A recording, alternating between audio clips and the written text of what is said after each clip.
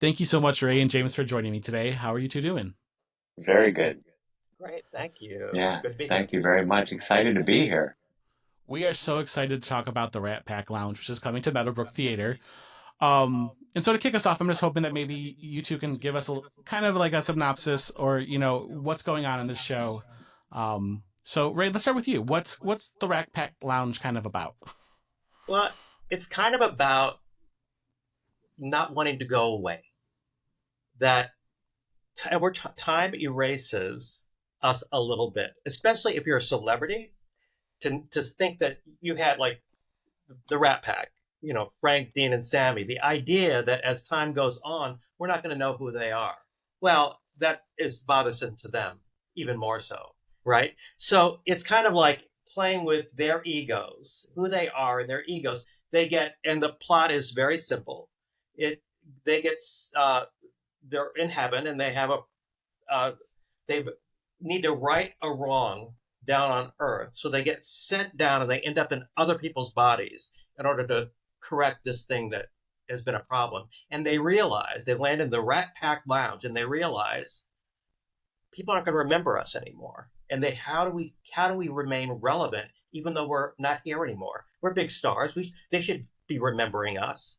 And little by little, they discover what really matters in life. Essentially, what really matters. James, do you have any thoughts to add to that? Um, yeah, we were looking at, there was an interview with Cher at one time I saw her on some news thing. And they said, is Cher afraid of anything or whatever? And she said, time, because there's nothing you can do about that. And we were really digging into this idea that no matter what you get in life, you have to give it away at some point because you're going to go away. And the the frustration of that, and we also wanted to celebrate life. It's a show about celebrating your life before you go. But these guys have to right or wrong, otherwise they're going to go down to hell. So that's what's at stake for Frank and Dean and Sammy. They're going to go down to hell and live with Peter Lawford, and they don't want to. So they have to right this wrong on Earth. So they get to go down for one more time, and they love being in this new young skin, and they feel vibrant and important again, and how much they love that, and they don't want to go back. So that's what they have to deal with. There's so many layers. Not only do they have to solve right or wrong so they don't go to hell, but they're also l- dealing with their own legacy. And I feel like that's something that, like a lot of layers that people could relate to. Yeah, So how familiar were the two of you with the Rat Pack before starting to work on this project? Pretty I familiar. think pretty. Yeah, yeah. Big fans of Sammy Davis Jr., the greatest entertainer ever to live, and Frank Sinatra, of course, and uh, Dean Martin. It's as kids we grew up with them, on TV and specials and all that stuff. Big fans. And also that they were so. What's great about the show and about them is that they're so specific that it's to not hard to find people who can imitate them because we all can imitate them. And in three notes or three words, it's Frank, Dean, or Sammy. You know someone's imitating them. So that was a lot of fun and these guys were so, like I said, so specific that no one was like them. And I think that's why we as the world were so attracted to them. No one sounded like them, no one moved like them. They were so individual. Collectively, they would bounce off of each other so easily, and Uh-huh. yeah, they had their banter and stuff that I'm sure they repeated from time to time. But every show they did was its own animal, so you never knew what was going to happen. And so I think that kind of lends itself that you already know they're basically a little family in a way, a wacky little family. It really plays in terms of relationship on stage. It's kind of endearing, and it raises the emotional stakes for the piece. So the songs that are sung throughout the show mean more and more and more. Yeah. And they really are like timeless. Like these are people that I know and people younger know. Like they from like James, like you said, like from the way that they sing and the way that they talk and who they were, people recognize these icons because they truly are icons, and so that is exciting to kind of see them in a different kind of situation. Yeah. So what is kind of your process of developing a show such as this one? James, I'm going to start with you. What's kind of the process of like how does it turn from a thought into a show? Wow, that's funny. A good question. Um, it's hard to remember exactly because ideas just start coming, and then we just start building on it and building on it, and what could be the conflict, and you kind of just start there, and it's almost like digging, and because really what you're doing is digging inside yourself when you're writing to go, what is the story I want to tell? What is that kernel? And we sat in Ray's backyard at his table, and we just throw things back and forth. Or what if this happened? What if that happened? Ooh, that'd be cool. And we had certainly a lot of songs to pick from, and we would go through and listen to the songs, and sometimes the songs would inspire, um, a scene or a moment, or something we wanted to set up. Do you agree with that, Ray? I mean, do you remember anything more specific than that? Not really. I mean, it was sort of also the canon of song that indicate like, and how we would play with these songs, famous songs that people know and love, but they had a purpose, a new kind of purpose because of the context of the play, and I should mention it's also a big homage to It's a Wonderful Life, where Yeah. in a way the three of them are Clarence the Angel. The three of them have to come down and fix this thing that's a problem on Earth, so they don't go to hell, right? And so it's this wacky twist, and really it's an homage to It's a Wonderful Life. And again, what Jim was suggesting is like, at some point you got to let go of those things you thought were so important in order to, live in peace and with joy and with appreciation for everything you got. I love that. I mean, it's also cool that it's that homage to A Wonderful Life because again, another classic story, another something that people can easily recognize, and to pay respect to that with this story, with these iconic people. There's so many layers to developing the story. And another movie that we based it, like kind of had fun with, was, what is that movie where Steve Martin went in? All of Me. All of Me, right? Yeah. Yeah. All of Me, where I don't know if people will remember the movie very well, but Lily Tomlin. Steve Martin and Lily Tomlin. It's hilarious. Check it out. It's an old movie where they switched bodies. Is that it? Well, she entered his body. She That's what it died unexpectedly, and ended up, through theater, movie magic, in his body. So she was controlling him.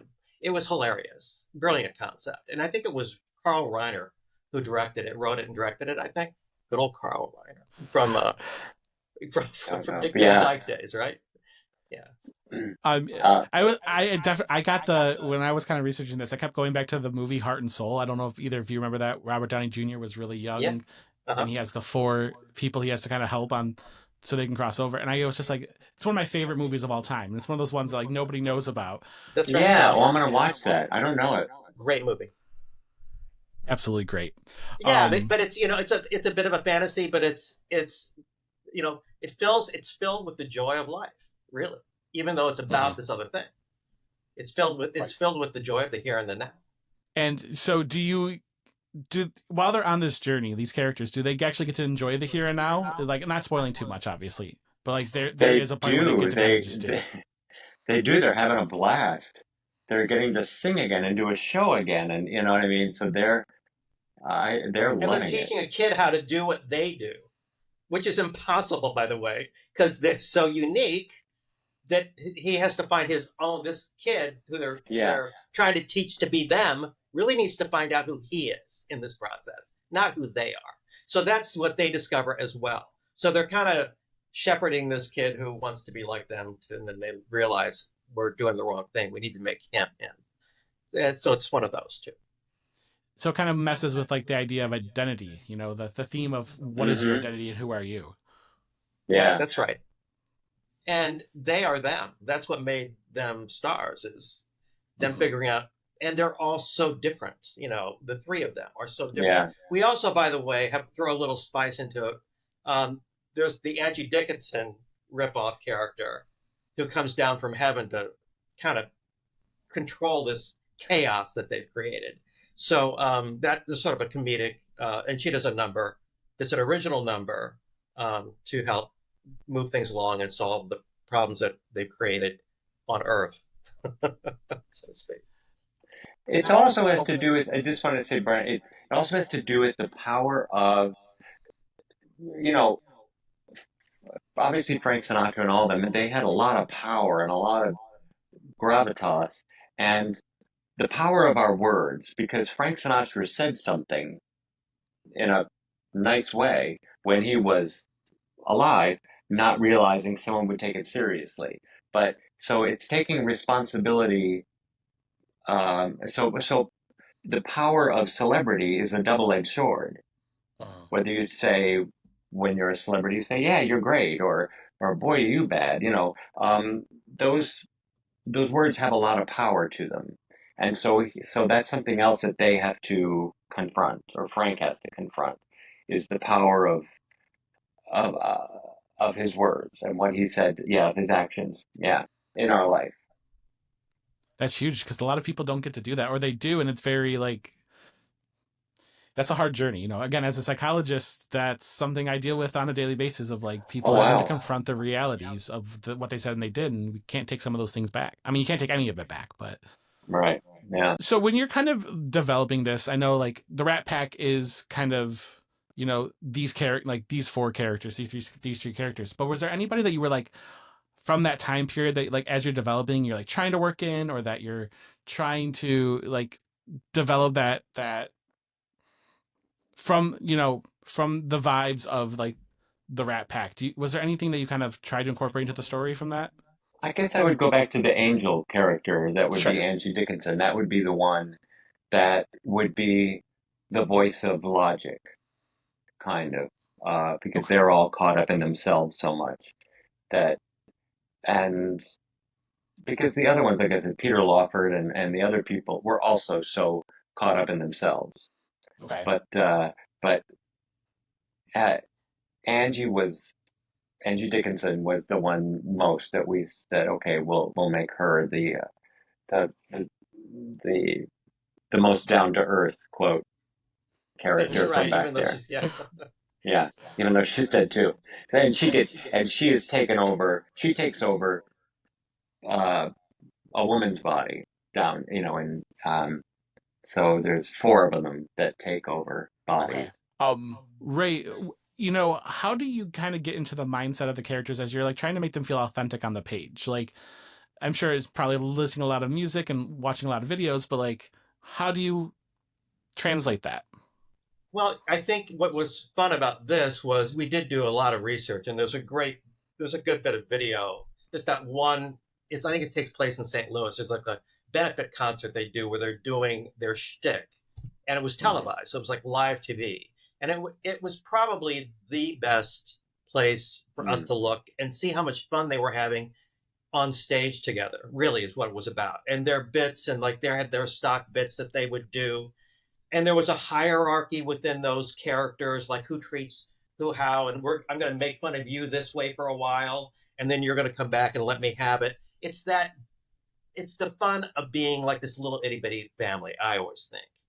And so I think that was the joy of putting it together, is finding those relationships, because as much as Jim says, yes, we all know who, we can all do an impersonation of this or that.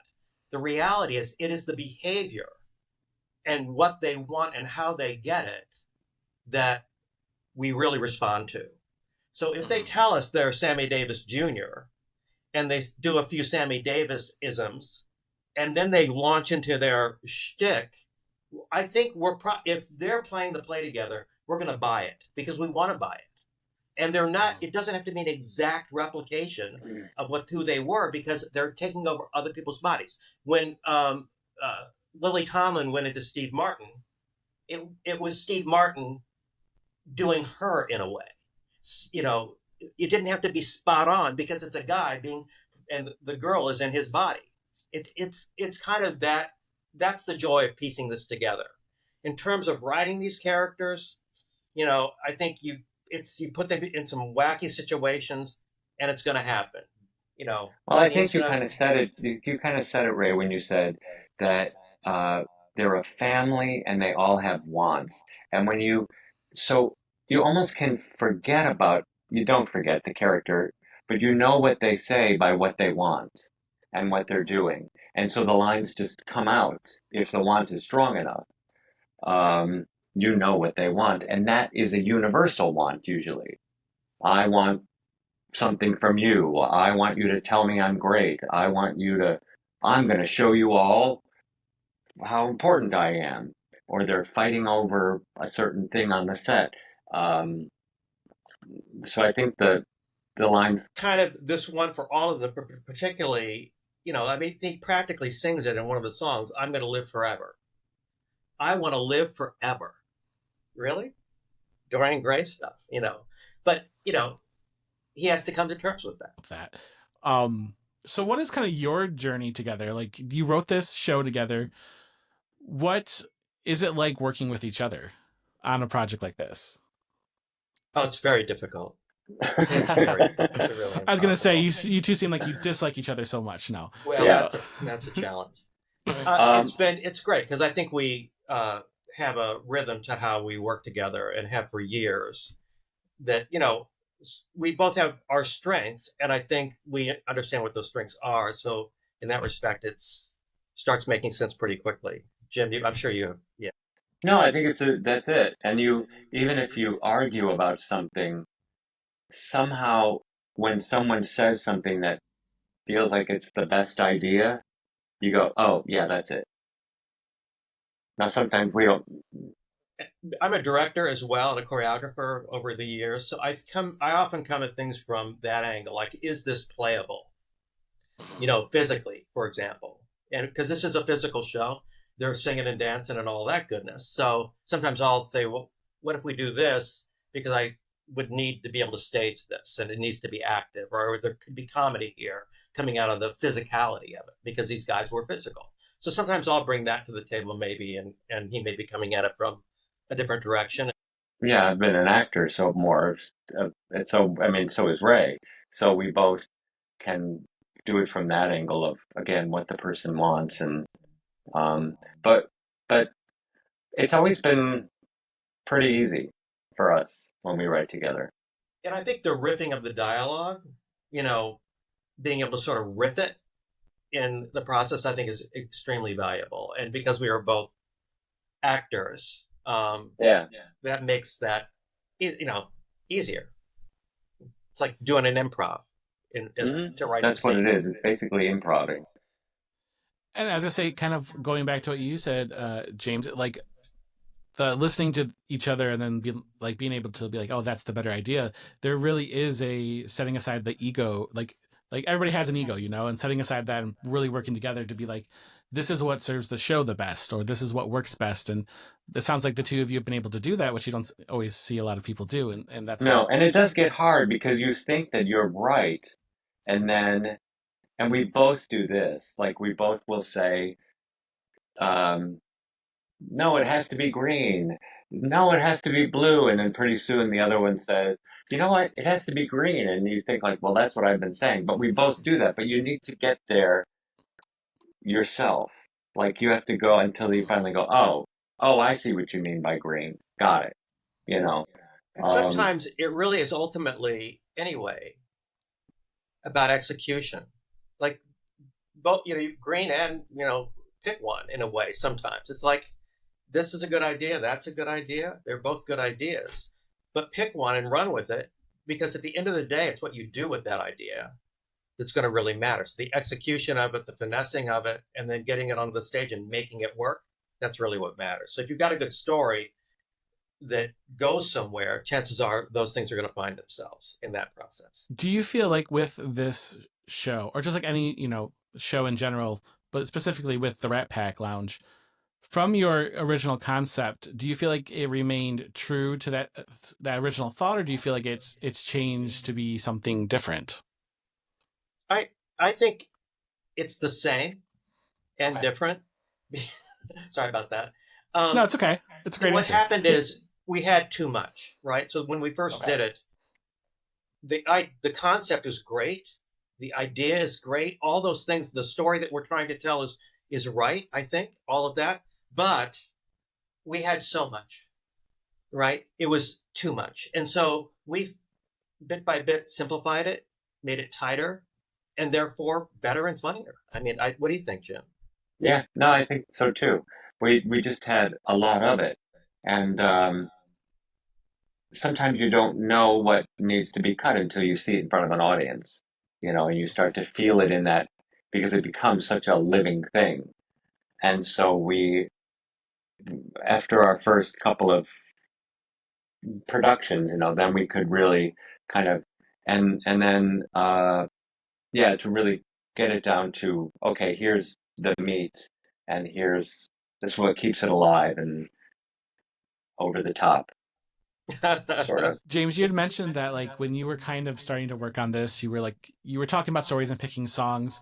Do you feel like there is a way that like did you feel like you kind of knew what songs you wanted to have and then kind of develop the story around there? Do you feel like you had the story and then try to see if the songs fit into that?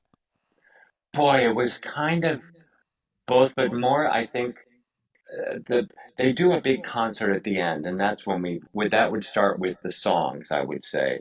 But the Okay. plot part itself, coming up with the songs, we would come up with probably the plot and then find the song or songs, like we might have three choices, and then say, okay, which one is going to be the easiest to set up? And they're going to sing this one. Yeah, that's the best one. So we really align the lines to drive to that song. But I would say that was the story that drove it first, and then we would find songs around that. Ray, what are your thoughts on that? Yeah, exactly. 100%. I mean, and sometimes we swap a song out because it wasn't Yeah, working or whatever. But mostly it was like, yeah, this is the song we're going to make this, get from this point in the story to that point in the story. That's our goal. This is all going to happen in that one song. And sometimes a lot happens in one song. It's kind of like building a puzzle, and some of the pieces are already there, and the rest of it most of it's you have to figure out, but yeah, there's some that's pieces there. all playwriting is. I mean, or writing a musical or anything. Writing is just it's a puzzle, and you're looking for the best pieces to, and you And in try the that process one. of writing it, you get a bunch of new ideas because Yeah, it's like, oh, if we do this, that really sets up this thing we didn't even think about. We could do this now. That's the joy of it. It's like, where is this process going to take? Could take you anywhere. Are there challenges to developing a show like this? You just talked about the joys. I'm just wondering, is there anything that's like difficult about putting these pieces together? um, one of the pieces was getting the rights to the song, like getting to that can always be a challenge. But finding theaters sometimes that will want to take a chance on a new show, that's a challenge, especially in sometimes in today's environment or with the theater world is, changing after COVID quite a bit. So that can be a challenge. Um, We had I know, what theaters did you? that, in this particular case, we had two theaters that wanted to do it and develop it together. So that was, Yeah, we had a theater in Florida and we had the Denver Center uh, where we developed it.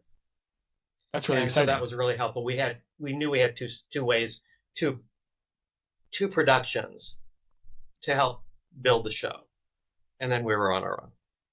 yeah. Like, how do you take both of those Like you guys are building the show, you're kind of playing with these two houses because I'm sure like different audiences have different reactions. How do you decide like what pieces work and what don't as you're putting that together?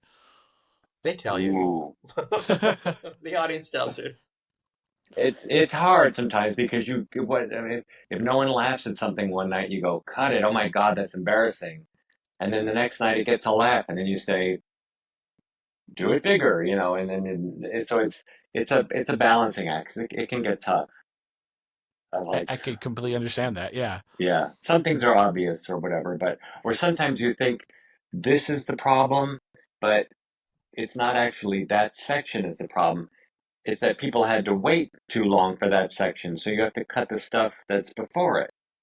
We had that with another show that Meadowbrook did a few years ago called The Bikini. When we were developing that, there was one section that we were like, oh, this maybe isn't landing and like it should, but it wasn't about trimming that section. It was about trimming the section before it. And I'm sure that even happened with this show too.